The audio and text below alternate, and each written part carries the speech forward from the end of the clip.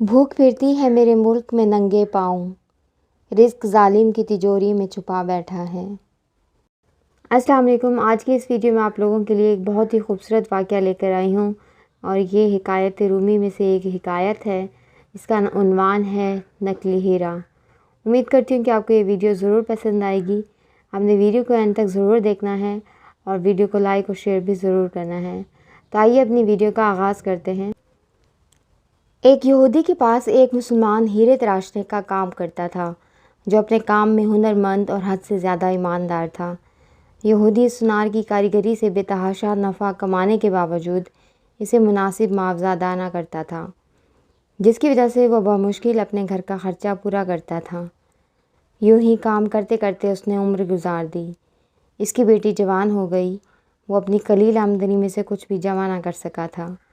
بیٹی کی شادی کے لیے سونار کاریگر نے یہودی سے کچھ رقم بطور ادھار مانگی۔ کروڑ پتی یہودی نے رقم ادھار دینے سے معذوری ظاہر کر دی۔ سونار اپنی قسمت کو برا بھلا کہتا ہوا گھر لوٹ آیا۔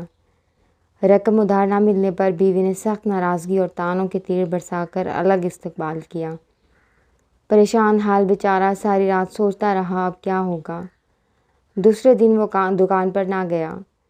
بعد میں یہودی سونار کے بلانے پر جب وہ دکان پر پہنچا تو اس کے ہاتھ میں ایک پوٹلی تھی، جو اس نے یہودی کے سامنے کھول کر رکھ دی۔ اس میں قیمتی ہیرا دیکھ کر یہودی سوالیہ نگاہوں سے کاریگر سونار کی طرف دیکھنے لگا۔ کاریگر بولا، مالک یہ ہمارا خاندانی ہیرا ہے، اسے بیچنے کی اجازت نہیں۔ آپ اسے گروی رکھ کر مجھے کچھ رقم دے دیں، میں آپ کو رقم لوٹا کر اپنا ہیرا واپس لے لوں گا۔ یہودی راضی ہو گیا۔ مسلمان کاریگر نے قرضے کی رقم سے بیٹی کی شادی کر دی، پھر دن رات کام کر کے قرضے کی رقم آہستہ آہستہ ادا کرنے لگ گیا۔ قرضے کی آخری قسط ادا کرنے کے بعد مسلمان کاریگر نے اپنے ہیرے کا مطالبہ کیا۔ یہودی نے وہ ہیرا لا کر اس کے سامنے رکھ دیا۔ ہیرا تراشنے والے کاریگر نے ہیرا لے کر پانی میں رکھ دیا۔ دیکھتے ہی دیکھتے ہیرا گھل کر ختم ہو گیا۔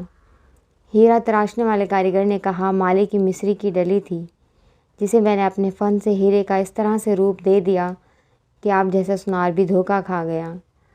آپ نے میری عاجزی اور درخواست پر قرضہ نہ دیا، جس کی وجہ سے مجھے یوں آپ سے رقم نکلوانی پڑی۔ میں مسلمان ہوں اس لیے بھاگا نہیں، آپ کی پائی پائی ادا کر کے سرخرو ہو گیا۔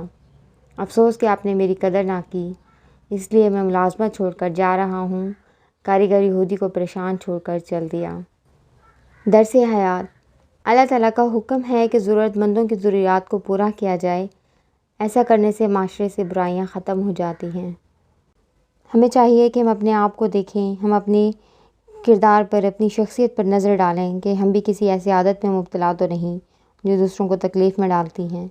رسول اللہ صلی اللہ علیہ وسلم نے فرمایا، قیامت کے دن میں اس شخص سے جھگڑا کروں گا جس نے کسی مزدور کو مزدوری پر لگایا اور اس سے پورا کام لیا، مگر اس کی اجرت اسے پوری نہ دی۔ مزید ایسی ویڈیوز دیکھنے کے لیے چینل کو سبسکرائب کریں اور ساتھ میں لگے بیل آئیکن کو بھی ضرور پریس کریں، تاکہ آپ کو میری آنے والی ہر ویڈیو کا نوٹیفیکیشن بھی ملتا رہے۔